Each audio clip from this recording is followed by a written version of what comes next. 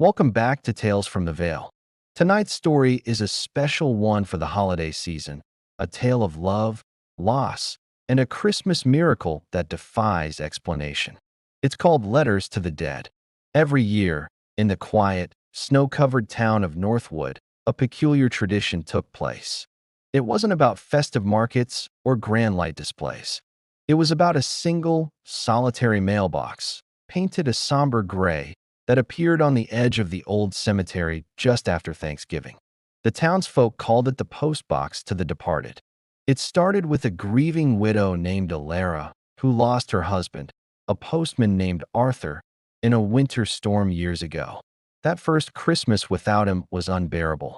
On a whim, she wrote him a letter, filled with all the things she missed, and placed it in a spare mailbox she set up by his grave. She felt a sliver of peace, a way to keep him close. The next morning, the letter was gone. Word spread. Soon, others began visiting the gray mailbox. A young boy left drawings for his grandfather. A woman wrote to her sister, sharing recipes and gossip as if she were right there. A man wrote apologies to a friend he'd lost touch with. The box became a silent confessor, a bridge between the world of the living and the quiet realm of memory. No one knew who collected the letters. Some whispered it was Alara, others believed it was a shared, unspoken act of community kindness. But many secretly hoped the messages were truly being delivered. This year, a newcomer named Liam watched the tradition with a heavy heart. He was a writer who'd moved to Northwood to escape his own ghosts. A year prior, he'd had a bitter argument with his father over his career choice. They hadn't spoken since, and just a month ago, his father had passed away unexpectedly. The guilt was a constant weight. He saw the townspeople, their faces a mixture of sorrow and hope, dropping envelopes into the gray box.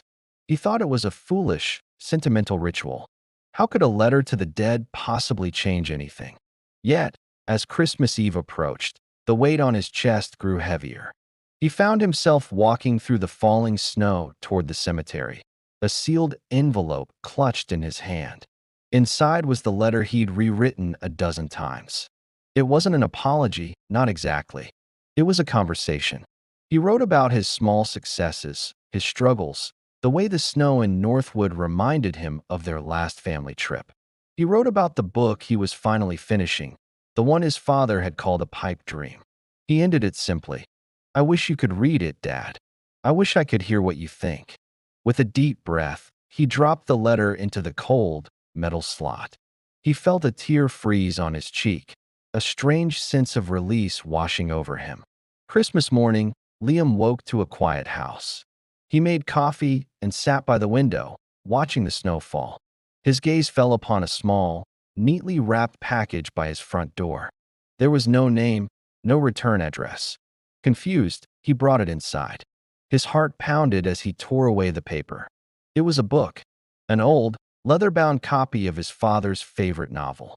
Tucked inside the front cover was a small, folded note. His hands trembled as he opened it. The handwriting was shaky, but familiar. It was his father's. The note was short, just a few lines. "Liam," it read, "I always knew you would. I'm proud of you. Keep writing." Liam sank into his chair, the book and note held tightly to his chest. He had no explanation. Was it Alara? A kind neighbor? Or was it something more? In the quiet of that Christmas morning, it didn't matter. He looked out at the snow-covered town of Northwood and understood. The postbox to the departed wasn't just about sending letters. It was about receiving them, too. In the messages we send out into the void, we sometimes find the answers we need have been inside us all along. Thank you for listening. If you enjoyed this story, please like, subscribe, and join us again for more tales from the Vale. Happy holidays!